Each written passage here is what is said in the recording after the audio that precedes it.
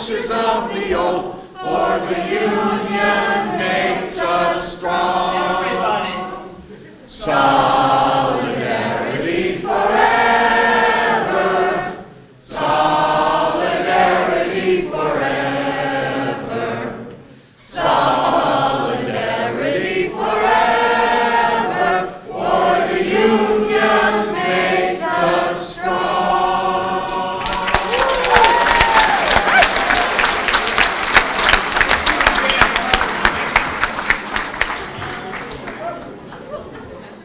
Fellow UUPers, fellow unionists, we are back. At long last, we are home in person, and it's great to be back.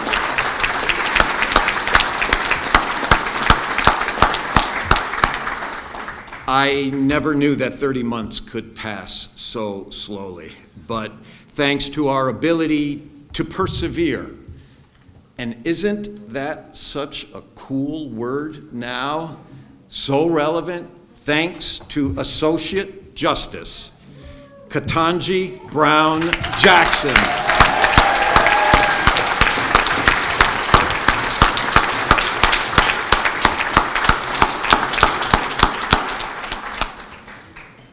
Despite the worst that the coronavirus could dish out and the malfeasance of so many at all levels of government, we are back home here at the Desmond. They might change the name to reflect still another corporate takeover. They might have changed the look a little bit. I don't know if anybody else noticed, but I did. I like the ship models. And somebody did tell me there's still one out there somewhere, and I'm going to find it. I missed that. I noticed the bread pudding is still here. The vat was empty by the time I got to it. The legendary chicken, and even the strange colonial false fronts, no flags though. But be it ever so humble, it is home and we are home. And the fact is, as a union, wherever we gather, whenever we gather, it's home. Because, actually it's kind of an emotional moment for me to be looking out over this sea of, well, partial faces. It's really weird up here as we look out and we see just a gathering of masked faces. But regardless, it is beautiful that we can see you all together and we can do this incredibly important work that we do. Despite the trials, the tests, the frustrations, the fears, the losses, and they are far, far too many. This union is strong. Some we have lost to COVID. Some we lost to the challenges the pandemic created, leaving some individuals to doubt their place in this union. Some are still with us, but they carry emotional and physical scars that they will carry for the rest of their lives. In spite of all of this, or perhaps because of all of this, I stand before you today and declare that the state of this, our union, is excellent, and that our best days are before us.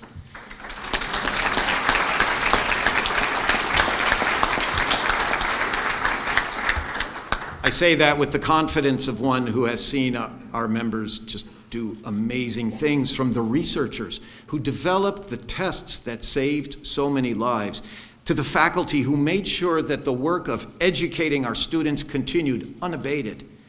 I have seen it in those who struggled mightily to stop the wave of infections and fatalities during the worst of the pandemic waves at our hospitals, and they are our hospitals, at Stony Brook, Syracuse, and Brooklyn, and in those who counseled frightened and despairing students in residence halls, in EOP offices, in counseling offices, and in countless spaces where we reach our students. Everywhere a UUP member has been over the past 30 months, hope lived because we walked with hope. Maybe like Virgil, believing that even in these darkest of times that someday, perhaps, the memory of even these things will be pleasant. It is the same regarding our great union. Our ability to collectively reach beyond despair and hopelessness to help each other stands as testimony to the strength we have in our unity. Disagreements were many. They continue. From the grand questions of health and safety, vaccination mandates or the lack thereof, mask mandates or the lack thereof, telecommuting opportunities or the lack thereof. There were also those questions internal to our union, from how to hold the various meetings, to recruiting new members when we could not meet them in person, to yes, to chat or not to chat. That was the question at times. But through it all, I have kept the wisdom shared with me long ago by an elder of the Squaleska people. To those who are not indigenous to western Montana, that's the Salish, or for reasons none of us know, Flathead people. And this person was a dear, dear friend who passed on around a decade ago.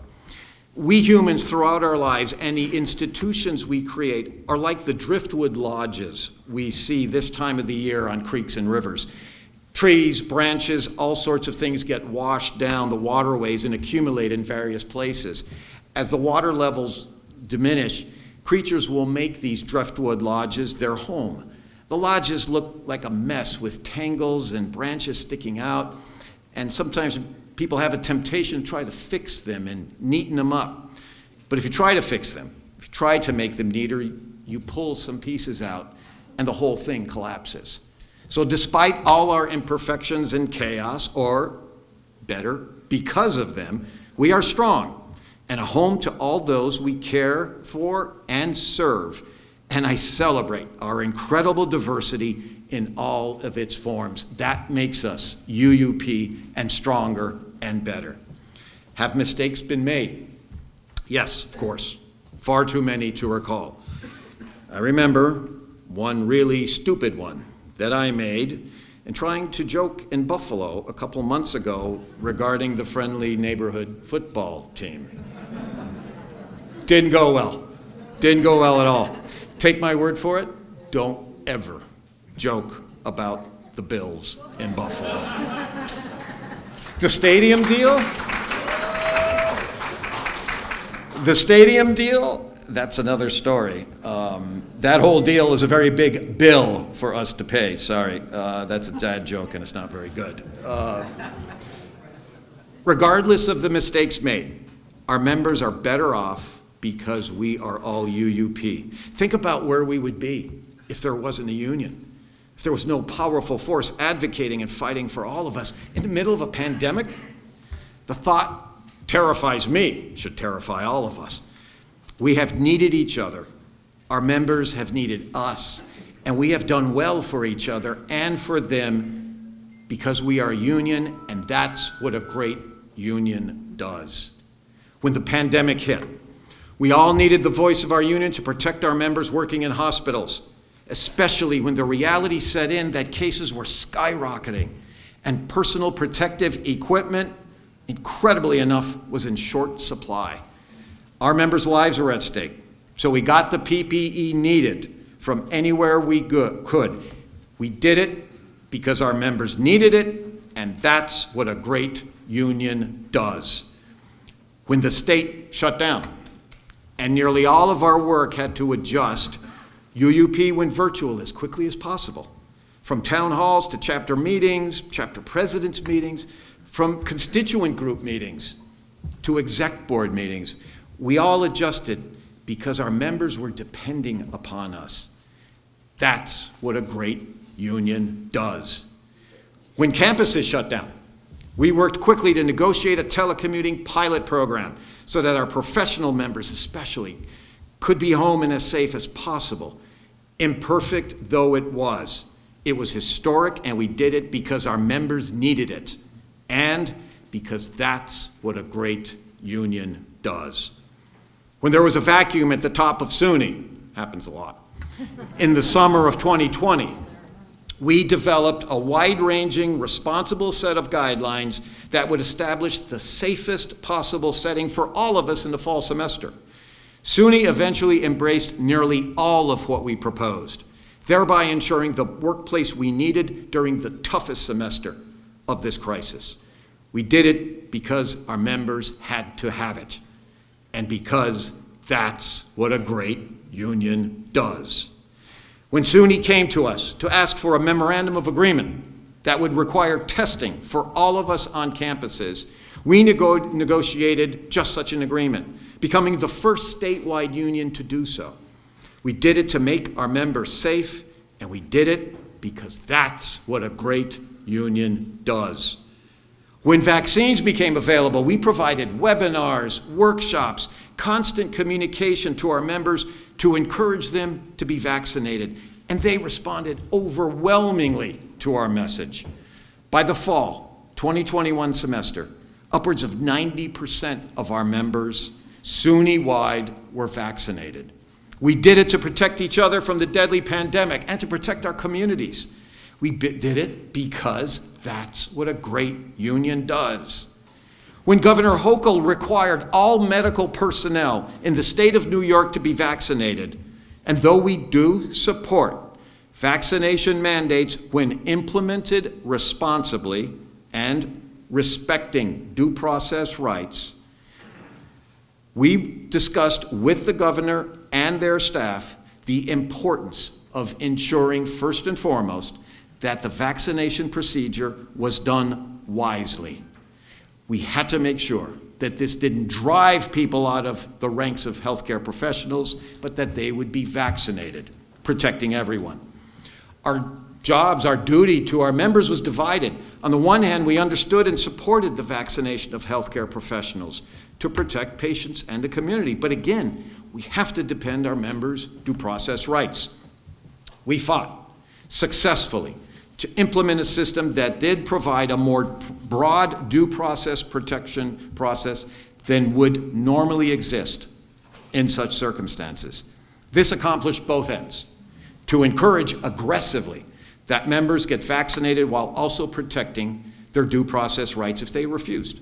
With a more gradual approach to the mandate, the state was more successful at getting our members vaccinated. The mandate did worsen the long-standing shortage of healthcare professionals in the SUNY hospitals, and that made our advocacy for state support more urgent. A multifaceted, really difficult fight, but we took it on because that's what a great union does. When the unions representing SUNY hospital employees were to receive 2.5 times overtime pay, we made sure that as many of our members as possible were included in this benefit. They'd earned it through the worst of COVID, when these heroes got zeros. Thanks again, Carolyn, who came up with that months ago. Again, it was a fight we had to wage and we had to win because our members desperately needed this. So we took it on and we won because that's what a great union does.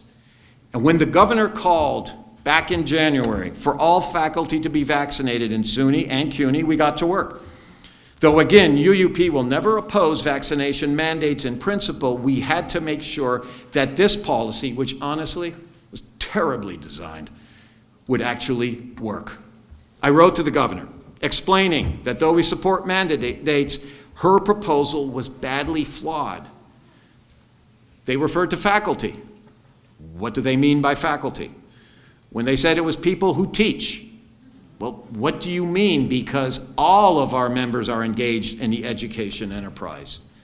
Why not, we argued, include all members of the campus communities where we work? After all, UUP members are vaccinated at higher rates than any other sector of the campus community, except students, and they're mandated. Right now, the talks have ground to a halt, mostly because of all the attention being paid on the state budget. The governor has chosen to do this, in part, it is undoubtedly about the budget, but also because we warned of the incredibly destructive impact if this mandate went into effect in the middle of a semester, when students would be impacted badly. We are ready to talk. We want our campuses safe, but we also want our communities, our state, and our nation safe. If that's the goal, the target of vaccinations needs to be where there is real opposition And that's not among the members of UUP. We're a union united for the well-being of each other and our communities. When it comes to vaccines, when it comes to masks, to all of this. That is what members of a great union do. And when SUNY announced the start of a search for a new chancellor, I insisted that UUP have a role in the search. We've earned it, given our track record of being the strongest and sometimes the only advocate for SUNY, and because we had been the lone voice calling for a national search 2 years ago. We have a role now, for the first time in a very long, long time. I'm part of a committee made up of union representatives and business representatives who will advise the trustees who are actually serving on the search committee. My position going in is clear and consistent, and it won't surprise you, it's where we've been as a union. We need to bring in a chancellor who will advocate aggressively for the entire system of campuses and comes from an underrepresented community of color. It's been far, far too long since there was a chancellor from the African American, Indigenous, or Latino communities. This is the time. We are a diverse union and a diverse university system, though not as diverse as we need to be. SUNY needs to start from the top, and now is the time.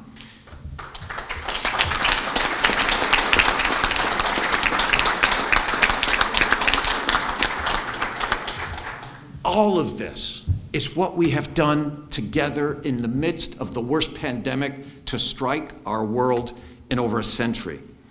As impressive as all that is, what inspires me, what literally leaves me speechless, is what all of you and all of our members have done. From Fredonia to Farmingdale, from Brockport to Binghamton, from ESF to ESC, from Purchase to Potsdam, and from Stony Brook to, well, Stony Brook. I was stumped on that one.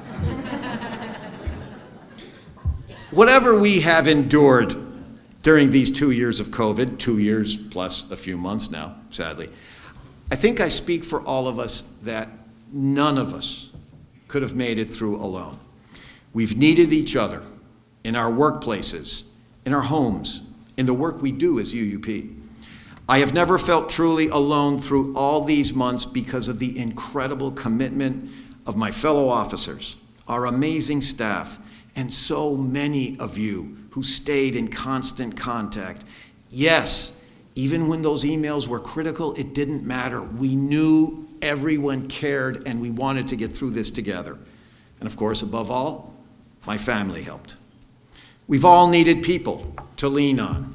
I just hope that at some point, I have been someone some of you could lean on too. I really can't think of a group through all of this time period within our union to highlight more than our great negotiations team. For the past 10 months or so, the team has conducted all the work that has always been done in person, and actually they've done more virtually to ensure that when we go to the table, Brett Benjamin and his colleagues can truly know that they speak for all 37,000 people that they represent, that we represent.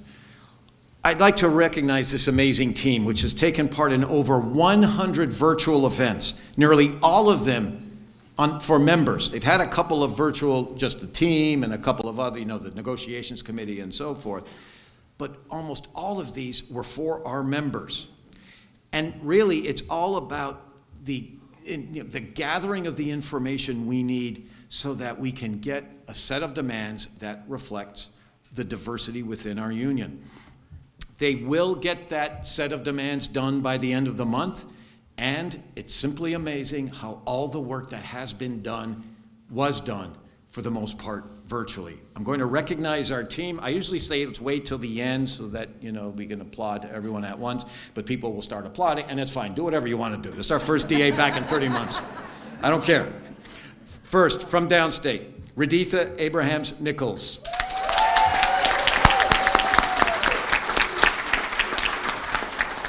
From Oneonta, Laura Donor.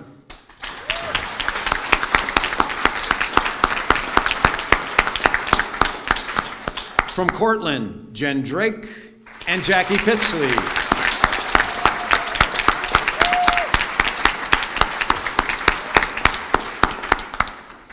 From Potsdam, Laura Fairschutz.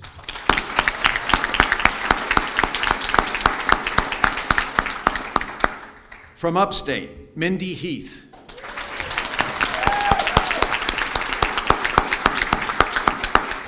From Buffalo State, Jude Jayatalecki.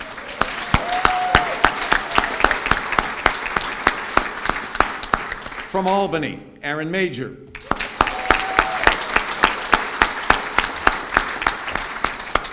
From Empire State College, Pamela Malone.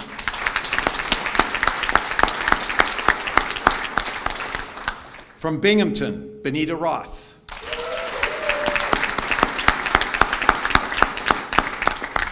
From Fredonia, Adalia Torres.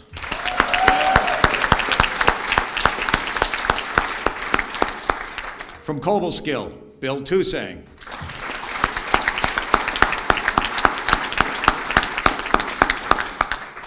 That is our team, and I also must recognize two additional individuals who have to be recognized. We will recognize Brett when he comes up here for his presentation and for the Q&A. But from our amazing staff, simply amazing. Counsel to the President of UUP, Elizabeth Huff.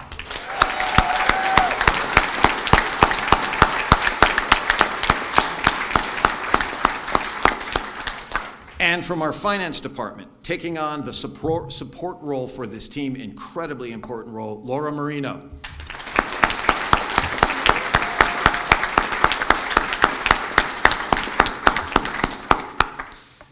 So as I said, we're going to hear from Brett in a little while, and really it is crucial for us to realize how ready this team is, just as this union is ready for the fight to come. The last contract was very good.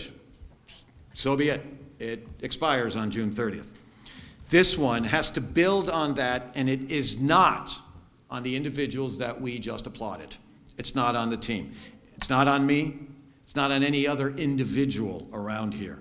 It's on all of us to be a part of the collective effort to demand, to organize, and to be heard when needed.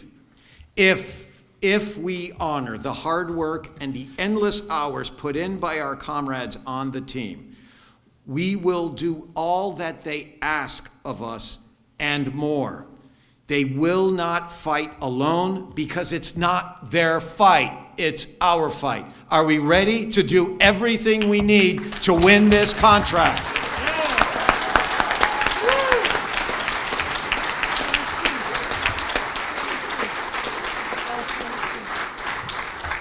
Oh, he's working on it too? Yeah, okay, yep, thank you. I was just handed a note. There's an additional staff member. This happens a lot of times. I get handed notes. In our research department, headed by the incredible Mary Tabor, Alex Hammerstein has been an integral part of the work of the negotiations team as well, in putting together the data needed. So, Alex, apologies.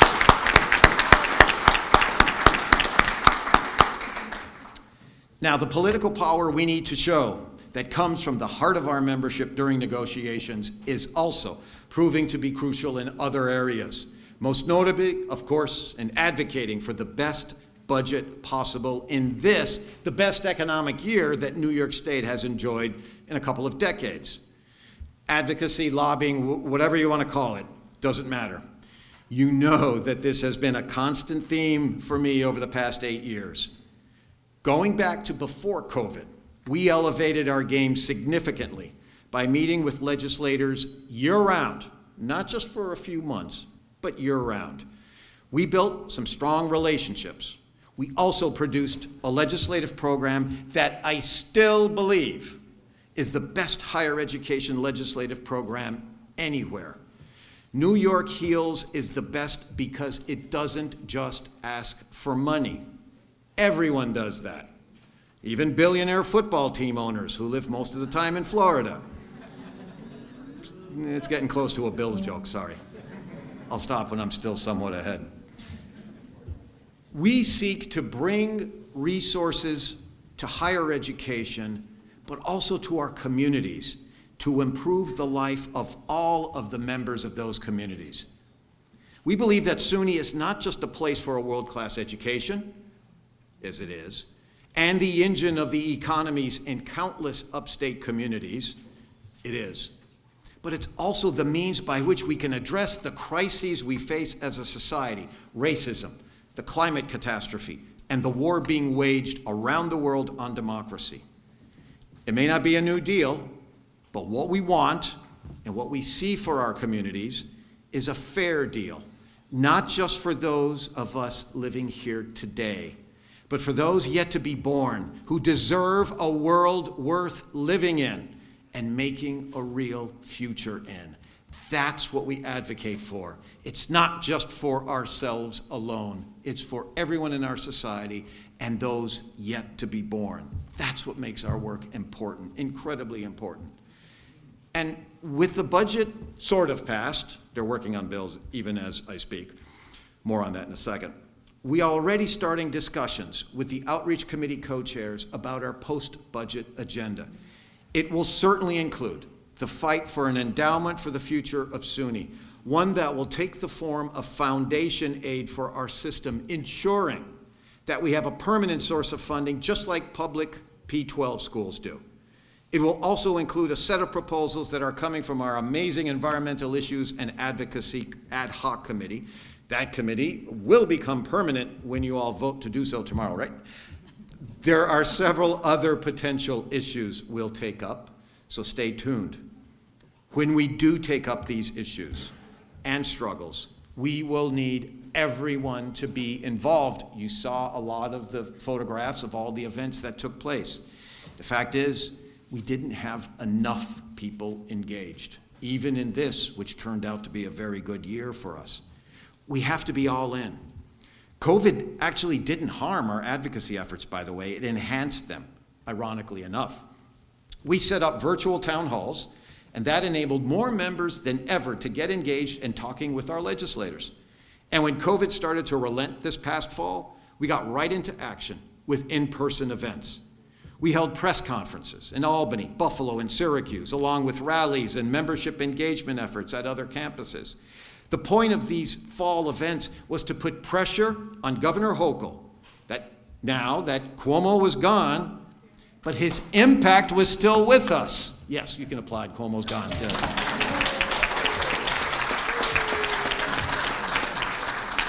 You'd actually give that one a standing ovation. Just putting it out there. Because I believe, and I think we all agree, that Governor Hochul was duty-bound to do better in proposing an executive budget that would invest in SUNY to such an extent that there would be real progress away from the years of cuts Cuomo forced through the legislature. SUNY lost $7 billion, that's billion with a B, dollars from 2007 to the present time. $7 billion. If they had just held the budget as it was in 2007, we would have $7 billion more. It's incredible. Our pressure through these efforts had real impact, as we saw in the governor's state of the state. Not since Governor Spitzer. We all remember Governor Spitzer. He was the last governor who actually talked about SUNY in a positive way. And for all intent and purposes, Hochul did come through. For 20% of her State of the State speech, she was talking about SUNY. That's good. A lot of ideas, some good, some not so good. But none of it mattered. None of it, as nice as it was to hear us talked about, unless there was money in her budget proposal. There was, but not enough. We did get her to take care of the TAP gap this year and not wait till next year. Okay, that's good. That's nearly $50 million to campuses. That's a good start. I think that's an excellent start. She put money into hiring new faculty, which I take to include professional staff as well, with around $55 million. That's good. It's something we can build on. And additional monies for opportunity programs, not the cynical cuts that King Andrew used to do every year. Do you remember that? He would cut opportunity programs, and I once had it explained to me that, yeah, he did that so that the assembly could take credit for putting money into opportunity programs.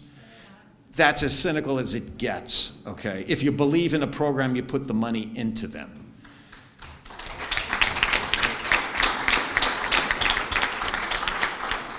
The Hochul proposals added up to approximately $125 million of new money for SUNY. In the Cuomo years, I would have passed out. I would have fainted in shock. That could have never happened, would have never happened. But given how rich the state is, the budget needed work, and we got to work. Most notably, and this was the worst of the budget shortfalls, there was nothing, and I mean nothing, for the SUNY hospitals. Try and wrap your heads around this, please. We're in a global pandemic. These are public state hospitals, which have handled thousands of cases, with downstate serving as the state's only and the nation's first COVID-only hospital, and was given no state funding to support this mandate. They're also teaching the next generation of those healthcare professionals that everyone keeps saying we're in desperately short of, that we need to bring in another generation of nurses and physical therapists and respiratory therapists and doctors. Well, the hospitals, the teaching hospitals, got no public funding support in the governor's budget. Yeah, we had to get to work. So we did like never before.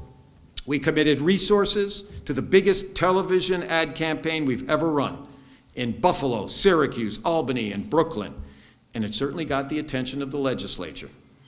There was also a major digital ad campaign along with social media that hit the same areas along with Long Island.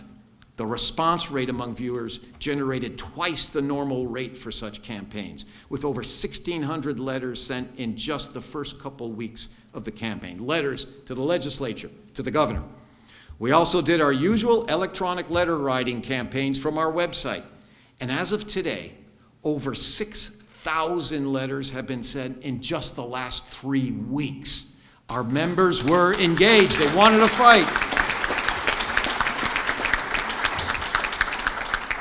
Lastly, we also added a new layer to these usual ad campaigns, and that was a robocall campaign. Yes, UUP actually became one of the sources of those annoying spam calls.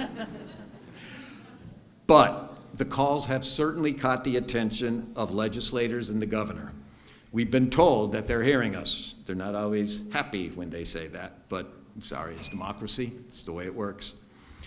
The efforts that I favored, that I thought were they were the most fun, I enjoyed them the most, were the events across SUNY campuses. We did rallies, social media blitzes, press conferences, and tabling days for members to sign electronic letters.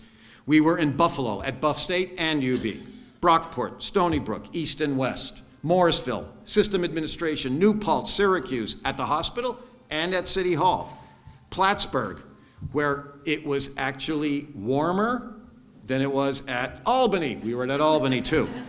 Tom Hoey is still just thawing out from down. It was brutal, but it was a good time anyway. Good rally. Cortland, Empire State, Binghamton, and Brooklyn, actually a couple times in Brooklyn. We conducted another great event with Opportunity Program students and UUPers.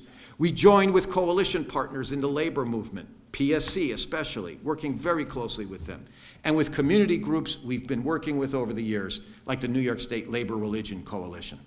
At all these events, our message has been and will remain simple and clear. What we demand is what any just society will provide: resources for those who serve the public. This is not an exorbitant request. This is simple justice. We who teach and heal, research and serve, wish only to do our sacred work as well as possible. We cannot continue to do this work while the state we serve abandons us to some mythical free market.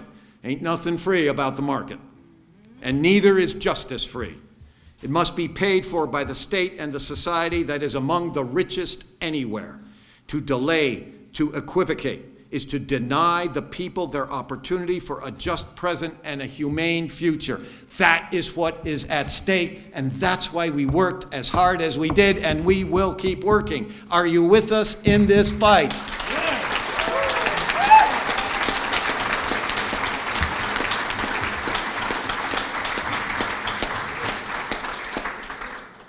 And I just have to salute all of the people who were engaged in this, my fellow officers, It was one of those, if it's Tuesday, this must be Belgium, kind of like that film. I mean, we weren't always sure what campus we were going to at different days. We were all over the place. And the staff, incredible staff.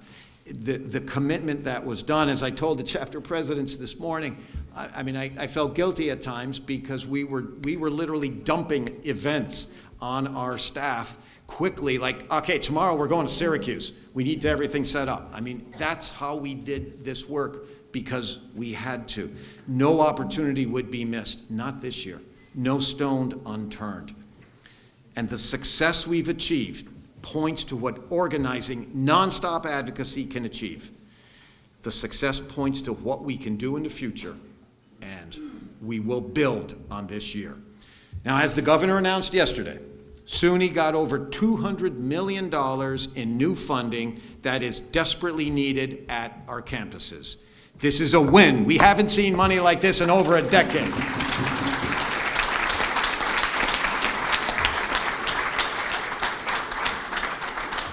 We kept all that the governor proposed and were able to win increases in direct aid to SUNY of $60 million, plus increases to opportunity programs, mental health programs, and other SUNY-wide programs. This is a down payment, though. That's all it is. I talked about the $7 billion. This is a down payment. But it is one hell of a great start.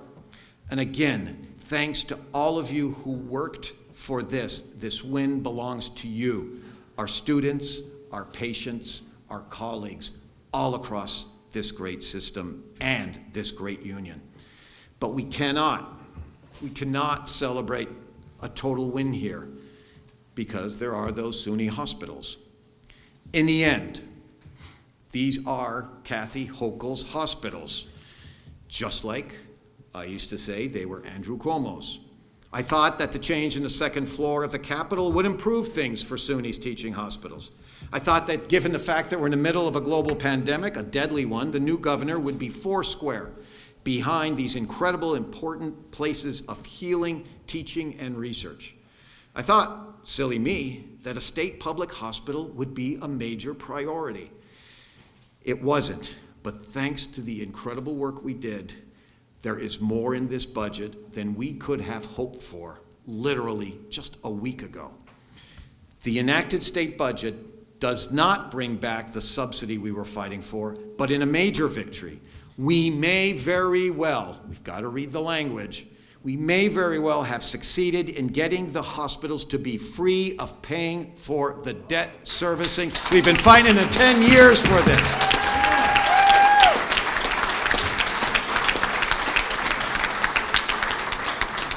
Also in the budget, there are hundreds of millions of dollars that are dedicated to distressed hospitals that have been burdened by COVID, that take in patients that are overwhelmingly Medicaid patients, unable to pay. That certainly fits the bill in terms of our SUNY hospitals. But we'll have to fight with the Department of Health and a division of the budget to make sure the hospitals get the money they deserve.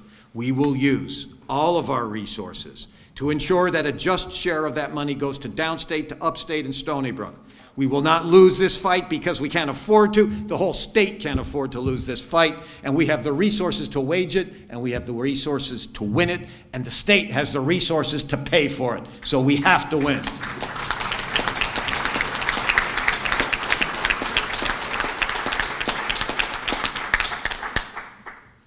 And one of the areas that has been just, a constant, I don't know how to put it, just a pain for me, is that we have our members who have been working in the most difficult of conditions, especially at the hospitals, and somehow our constant demand for hazard pay has never been heard. And again, it's mind-boggling. However, the governor did propose money for what they called retention bonuses because people are leaving the medical profession, they're leaving the SUNY hospitals, or going to work elsewhere where the salaries are better. The governor produced a program, proposed one, that would pay retention bonuses up to $3,000 for those who stuck around for a certain period of time. The problem for us is that they put a salary cap of $100,000, okay? Which, given the fact that, and it doesn't include overtime pay, that in our bargaining unit, our salaries tend to be higher because in other unions, they're getting overtime pay, which wasn't going to be calculated in. We pressed very hard, and when the governor adjusted her budget, as they do after 30 days, they propose the budget, then they can adjust it after 30 days, she raised the salary maximum to $125,000 for this retention bonus. This is a big win for literally several thousand of UUP members who are now eligible for this, and this will help take the load off of their minds and their hearts that they have literally risked their lives and they weren't getting hazard pay. They will get this. It's not exactly what we wanted, but it is a start and an important one.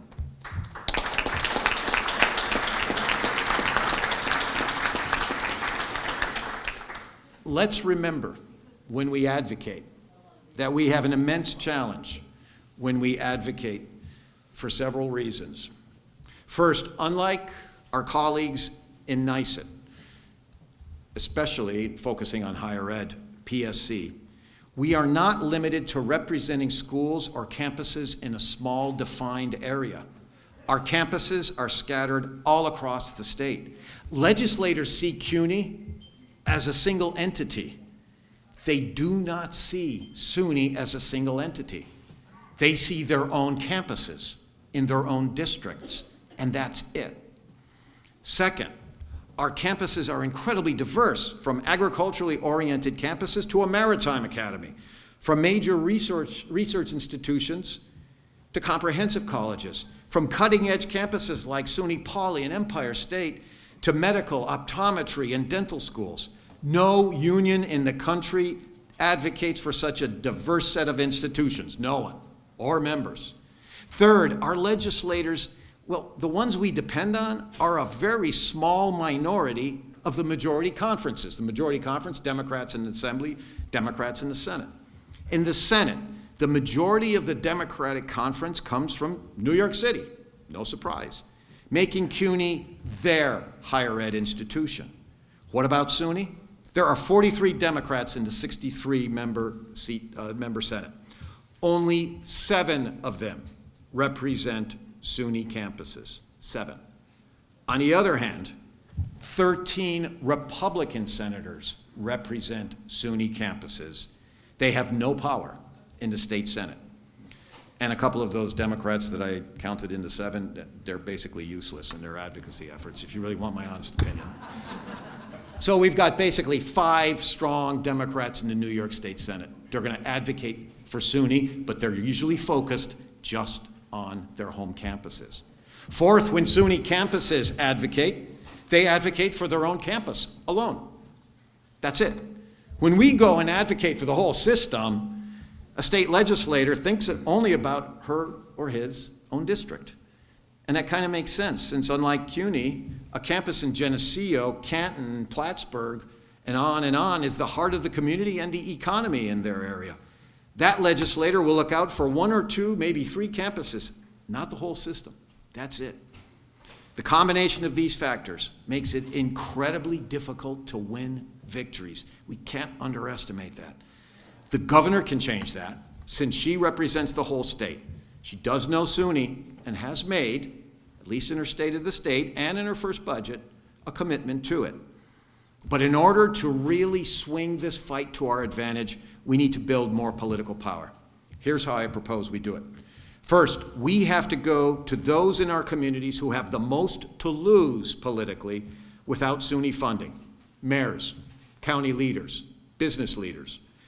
This will involve us reaching out to them with economic analyses that shows how vital state investment in SUNY is for their economic well-being. That will be priority number 1 going forward. I just introduced Alex Hammerstein. Alex is already aware of this, and he's been working on this project for months.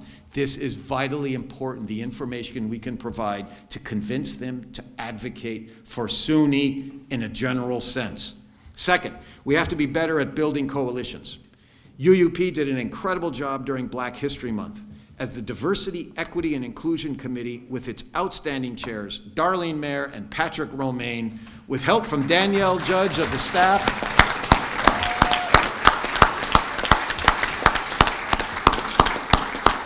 They put together a series of events that started addressing long-term racism in UUP, in SUNY, as well as in our society.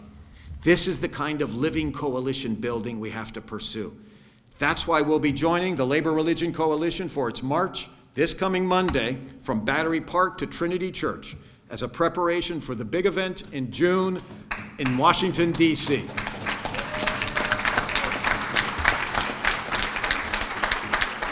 Raising our voices in community with those who, like us, are fighting for justice will get us to a better place. We'll have allies calling for SUNY funding and support. Third, we are taking a step as a union that we should have taken long, long ago. The Executive Board acted 2 weeks ago to establish the UUP Higher Education Action Fund, a political action committee.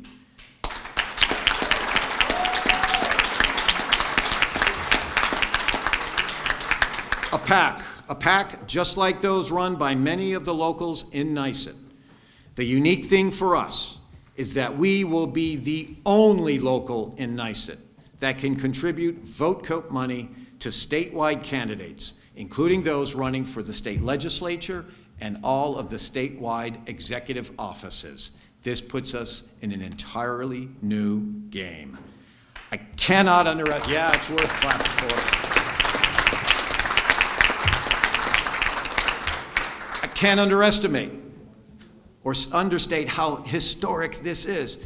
Now those of us who contribute to VoteCo, and you have the opportunity to sign a card and start contributing or increase your contributions outside, now we will all know that 40 cents on every dollar we contribute will come back to UUP for us to allocate to candidates that NYSUT has endorsed. We are part of that endorsement process, and thereby make an impact on how they look at us. When we go to fundraisers, when we give to campaigns, the check will come from UUP, not from NYSUT. We will be a player in all aspects of the political arena, and this will make a real difference when decisions are made about the agenda we advocate for. This is big, and I can't wait to sign that first check to the first set of candidates.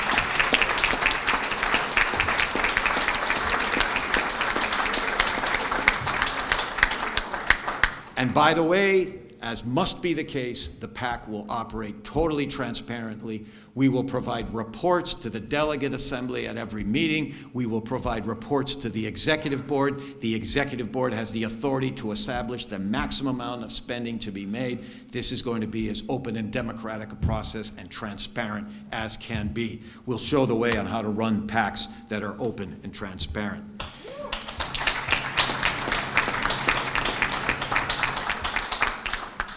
Fourth, we have to build up our membership, especially among those who have been hired since the start of the COVID pandemic. In my written report, I highlighted the evidence that is clear. During the past 2 years, we have fallen behind in recruiting new hires to be members of our union. It's because we haven't been able to meet with them one-on-one and explain directly why joining their union is the best thing they can do for themselves when they are in SUNY. Time to bring them home to UUP. And it's time for UUP to put the resources we have to work to do this. A few years ago, the pilot program that AFT was running in UUP, which brought in 5 paid organizers, ended. We were able to keep 2 of them on staff, and they've turned out to be incredibly effective. I mentioned Danielle Judge, but also Jordan Helene. We also, yes.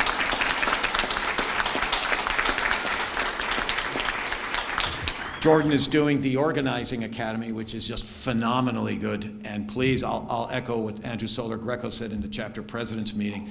Sign up, get people to sign up. This is incredibly effective at bringing in, the next cohort of activists and leaders of our union. We also have Rob Tremarchi, who was part of that program, the AFT program, and has been involved in organizing in UUP for quite some time. You know, there was no way we had the resources back then to bring more organizers on board, especially then when COVID hit. We had no idea how long we'd see campuses shut down. No idea of how the economy, which was collapsing in the spring of 2020, how bad it would get.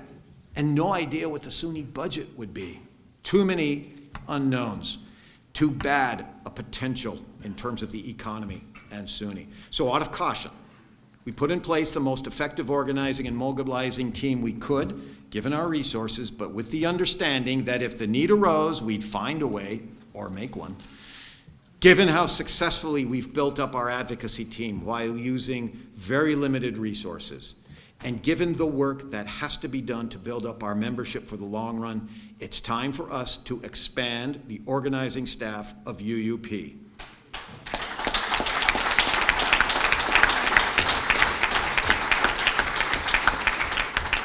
Changes are underway to do just that, and it will mean that we will have professionals in the field to work with you to bring those colleagues home to UUP.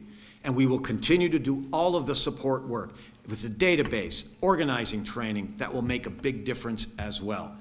As an organizer, from the start of my life in UUP, I never doubt our ability to convince our colleagues to join. We just need the time and the resources to do it. Well, the resources are on the way, and the time, well, the time is now. Let's bring them all home to UUP and make our union bigger and stronger for the fights ahead.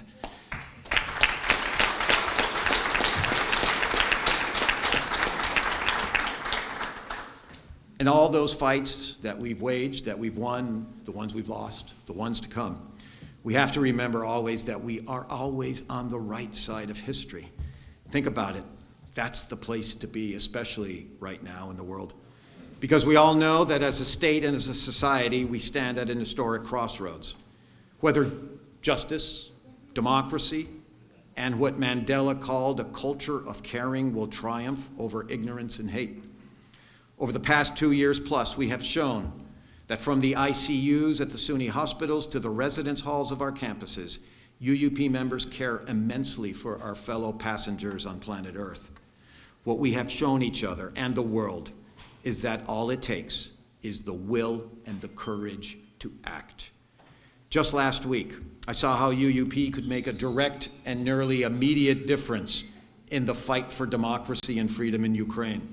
When my fellow officers, our amazing staff, and I loaded up boxes of surgical gowns, 20,000 of them that we had in storage that we didn't need right now, to be flown to Lviv to help care for those wounded by Putin's war. It reminded me of what we did to get the masks, the gloves, and the gowns 2 years ago to protect our members. That's the will we need, that our members have shown over and over. We have the will. Do we have the courage to face the hate and the ignorance, the passivity and the apathy that are the curse of social movements, like the workers' movement we are a part of? Well, I see hope at Starbucks across New York, starting in Buffalo.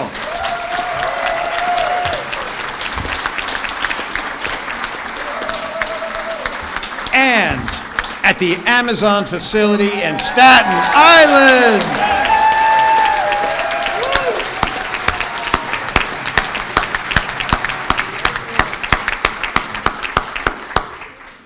There's courage for you, and success, and momentum building.